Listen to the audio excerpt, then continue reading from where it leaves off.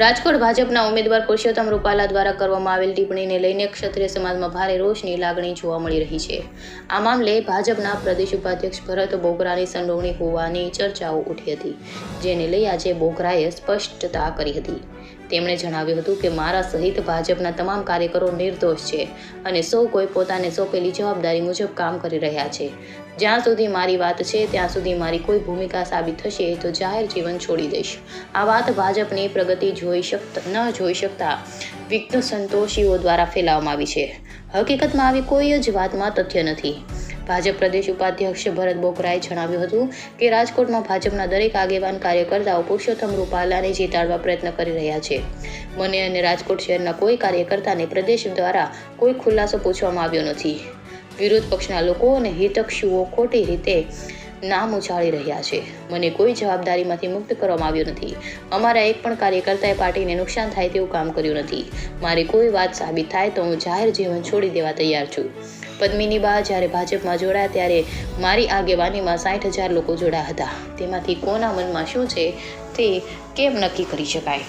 જો કે હાલમાં પદ્મિની બા દ્વારા ભાજપમાંથી રાજીનામું આપી દેવામાં આવ્યું છે અને અમે રાજીનામું મંજૂર પણ કરી લીધું હોવાથી ભાજપ સાથે તેમનો કોઈ સંબંધ રહેતો નથી। હું 20 વર્ષથી કામ કરું છું। સામાન્ય વ્યક્તિ કે હિતશત્રુઓ દ્વારા અમારા પક્ષ બાબતે ખોટી અફવાઓ ફેલાવવામાં આવી રહી છે। આ અફવાઓમાં કોઈ તથ્ય નથી। વધુમાં તેમણે જણાવ્યું કે ક્ષત્રિય સમાજમાં હાલ નારાજગી છે, તેને દૂર કરવાના પ્રયાસો ચાલી રહ્યા છે। આ માટે હાઈકમાન્ડ દ્વારા પણ ક્ષત્રિય આગેવાનોની સાથે બેઠકોનો દોર ચાલી રહ્યો છે અને અમને વિશ્વાસ છે કે આંદોલન સમેટાઈ જશે, કારણ કે ક્ષત્રિય સમાજ અમારો જ પરિવાર છે અને આગામી ચૂંટણીમાં પુરુષોત્તમ રૂપાલા ભવ્ય જીત મેળવશે તેવો દાવો પણ તેમણે કર્યો હતો। તેમજ પોતાની કોઈ પણ પ્રકારની સંડોવણી સાબિત થાય તો જાહેર જીવન છોડી દેવાની ખાતરી આપી હતી। જો કે ભાજપ પ્રદેશ ઉપાધ્યક્ષ ભરત બોગરા દ્વારા કહેવામાં આવ્યું હતું કે પદ્મિની બાએ રાજીનામું આપ્યું છે અને તે સ્વીકારી લેવામાં આવ્યું છે, ત્યારે આ મામલે પદ્મિની બાએ ભરત બોગરાના દાવાને નકાર્યો હતો અને કહ્યું હતું કે મેં ભાજપમાંથી રાજીનામું નથી આપ્યું। પછી તો એ લોકોને ખ્યાલ એ લોકોએ રાજીનામું સ્વીકારી લીધું હશે તો હું પાર્ટી છોડી દઈશ। રિપોર્ટર ભરત ભરડવા સાથે રોહિત ભોજાણી, રાજકોટ।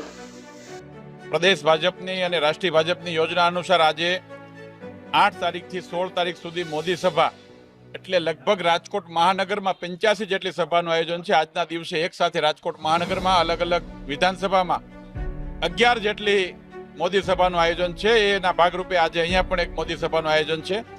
અમારા શહેર ભાજપના પ્રમુખ, અમારા શહેરની આખી ટીમ, અમારા ધારાસભ્યશ્રીઓ, અમારા કોર્પોરેશનના સૌ પદાધિકારીઓ અને સમગ્ર રાજકોટની ભારતીય જનતા પાર્ટીની ટીમ અલગ અલગ જગ્યાએ આ કાર્યક્રમોમાં સભામાં વક્તવ્ય આપવા માટે જવાના છે અને બૂથ લેવલના કાર્યકર્તાઓ એના માટેનું આયોજન કર્યું છે।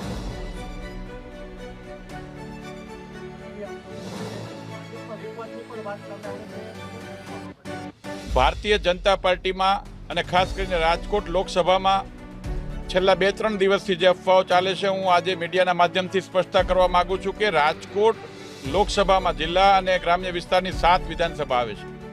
7 વિધાનસભામાં અમારા બૂથથી લઈને સંગઠનની આખી ટીમ, આદરણીય અમારા ઉમેદવાર રૂપાલાજીનો 2 વખત પ્રવાસ પૂર્ણ થઈ ગયો છે। કાર્યકર્તાઓ પૂરી તાકાતથી ઘર ઘરનો સંપર્ક પણ પૂરો કર્યો છે। આખી ટીમ, અમારા સિનિયર આગેવાનો આદરણીય વજુભાઈ વાળા સાહેબ હોય, આદરણીય વિજયભાઈ રૂપાણી સાહેબ હોય, અમારા સિનિયર નેતાઓ, અમારા શહેર ભાજપના પ્રમુખ મુકેશભાઈ, એમની આખી ટીમ, અમારા કોર્પોરેશનના મેયર નૈનાબેન ને એમની આખી ટીમ, અમારા ધારાસભ્યો સાથે અમારા પ્રદેશના પદાધિકારીઓ બધા એક ટીમવર્કથી ખૂબ સુંદર રીતે લોકો સુધી જઈ રહ્યા છે અને લોકોનો ઉત્સાહ પણ અલૌકિક છે। આદરણીય નરેન્દ્રભાઈ મોદી સાહેબના નેતૃત્વમાં પાર્ટીના કાર્યકર્તાઓ થનગની રહ્યા છે। ખૂબ સારી રીતે કામ થઈ રહ્યું છે। એટલે રાજકોટ મહાનગરમાં કે રાજકોટ જિલ્લામાં કે રાજકોટ લોકસભામાં ભારતીય જનતા પાર્ટીમાં કોઈ વિખવાદ નથી। એક ટીમ તરીકે સૌ કામ કરે છે ને હું વિશ્વાસ આપું છું કે 5 લાખથી વધારે લીડે રાજકોટની સીટ અમે સૌ કાર્યકર્તાઓ તાકાત સાથે આદરણીય રૂપાલાજીને જીતાડીશું। આજે આ કાર્યક્રમમાં આવ્યા છીએ તો તમને જ ખબર પડી છે કે જવાબદારીઓ છે કે નથી। હું આ જ વાત કરું છું કે કાર્યકર્તાઓમાં અમારા હાઈકમાન્ડને ભારતીય જનતા પાર્ટીના બધા જ કાર્યકર્તાઓ પર વિશ્વાસ છે, ભરોસો છે।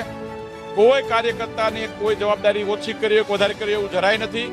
બધા જ કાર્યકર્તાઓ પોતાની જવાબદારી પ્રમાણે કામ કરે છે ને હાઈકમાન્ડનો ભરોસો એ વર્ષોથી કામ કરતા કાર્યકર્તાઓ પર છે અને કોઈ જગ્યાએ કોઈ હાઈકમાન્ડે કોઈને કંઈ પૂછ્યું પણ નથી। આ એકદમ સદંતર અફવા છે। 60,000 લોકો પ્રદેશ ભાજપની યોજના અનુસાર 60,000 લોકો, એ હું સમિતિનો અધ્યક્ષ હતો, 60,000 લોકો આમાં જોડાણા છે. એ વખતે જોડાણા હોય ત્યારે કઈ કાર્યકર્તાઓને કઈ પ્રકારની માનસિકતા છે એનું કોઈ માપવાનું મીટર આવતું નથી. એ ભાજપમાં જોડાણા છે ને એ જ ભાજપમાંથી એમને રાજીનામું આપ્યું છે ને અમે સ્વીકારી લીધું છે. એટલે એમને ને ભાજપને હું માનું છું ત્યાં સુધી બીજો કોઈ વિષય નથી. અને અમારા કોઈ કાર્યકર્તા એ પ્રકારે કોઈની સાથે જોડાયેલા હોય એવી કોઈ વાત છે નહીં. સૌરાષ્ટ્રની જવાબદારી તમારા પાસે છે, પરંતુ આ ક્ષત્રિય આંદોલન તેને તમે નથી 100% ક્ષત્રિય સમાજની એક નિવેદનના મામલે રોષ ઉભો થયો હતો. અમારા સૌ આગેવાનો, અમે બધાએ પણ પ્રયત્ન કર્યા છે, અમારા સૌ આગેવાનો પણ પ્રયત્ન કરે છે ને અમારો હાઈકમાન્ડ પણ પ્રયત્ન કરે છે. હું માનું છું કે સુખદ અંત આવશે. ક્ષત્રિય સમાજ એ અમારો પરિવાર છે. ભારતીય જનતા પાર્ટી એટલે દરેક જ્ઞાતિ સમુદાયની સાથે જોડાયેલો એક પરિવાર છે ને ક્ષત્રિય સમાજની સાથે પણ અમારી લાગણીઓ જોડાયેલી છે. અમારા આગેવાન શ્રી રૂપાલા સાહેબે માફી માંગી છે, અમારા પ્રદેશ અધ્યક્ષશ્રીએ પણ વિનંતી કરી છે. હું પણ આગેવાન તરીકે, કાર્યકર્તા તરીકે વિનંતી કરું છું. ક્ષત્રિય સમાજ માફ કરશે જ, અમને વિશ્વાસ છે. અમારા પૂર્વ મુખ્યમંત્રીશ્રીએ પણ વિનંતી કરી છે અને અમે બધા ભેગા મળીને આ મામલાનો બને એટલો વહેલો પૂરો થાય એ દિશામાં પણ પ્રયત્ન કરી રહ્યા છીએ. અને 100% કાર્યકર્તાઓ જે રીતે કામ કરે છે એમાં ક્યાંય વિખવાદ કે કોઈ વિવાદ નથી.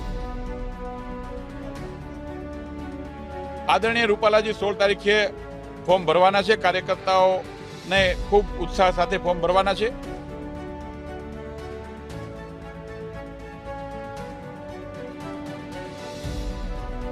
હું 20 વર્ષથી ભારતીય જનતા પાર્ટીના પાયાના કાર્યકર્તા તરીકે કામ કરું છું અને હું આપના માધ્યમથી પણ કહું છું કે કોઈ એક સામાન્ય પણ એવી ઘટના કે કોઈ એવા વ્યક્તિ સાથેનો મારો સંપર્ક મળે તો હું જાહેર જીવન છોડી દેવા પણ તૈયાર છું. જે અમારા પાર્ટીના હિતશત્રુઓ છે, જે લોકો ભારતીય જનતા પાર્ટી આટલી બધી સારી રીતે લીડ કરે છે જોઈ શકતા નહીં હોય, આવા લોકો આ પ્રકારે વિખવાદો ઉભા કરવાના પ્રયત્ન કરે છે. તદ્દન પાયાવિહોણી વાતો છે. અલગ અલગ પ્રકારના ન્યૂઝો છપાય છે, એમાં કોઈ તથ્ય નથી. અમારી ટીમ એક ટીમવર્ક તરીકે નરેન્દ્રભાઈ મોદી સાહેબના નેતૃત્વમાં જે રીતે કામ થઈ રહ્યા છે એના સમર્થન માટે, એના માટે અમે સૌ કામ કરી રહ્યા છીએ. 110% ડોક્ટર ભરત બોગરા પાર્ટીની કોઈ બાબતની અંદર પાર્ટીના હાઈકમાન્ડે જે નિર્ણય કર્યો એમાં 1% કોઈ પાર્ટીનો નિર્ણય એ જ ભરત બોગરાનો નિર્ણય હોય. અને ભરત બોગરાની પાર્ટીની પ્રત્યેની સમર્પણ ભાવના એ સૌ કાર્યકર્તાને લોકો સારી રીતે જાણે છે. અને હું હજી કહું છું કે અમારો, હું એક નહીં, ભારતીય જનતા પાર્ટીનો એક પણ કાર્યકર્તા એક પણ જગ્યાએ કોઈ ખોટી બાબતમાં જોડાયેલો એવો એક પુરાવો તમે આપો, અમે બધું જ છોડી દઈએ.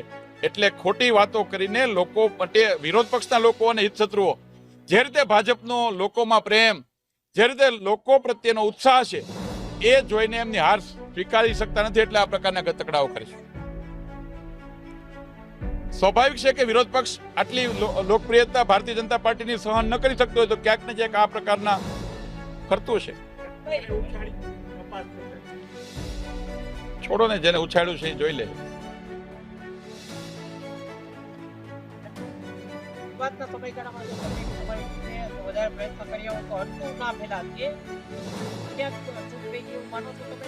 બધા જ પ્રયત્ન કરીએ છીએ અને પ્રયત્નપૂર્વક પૂરું થશે. આભાર.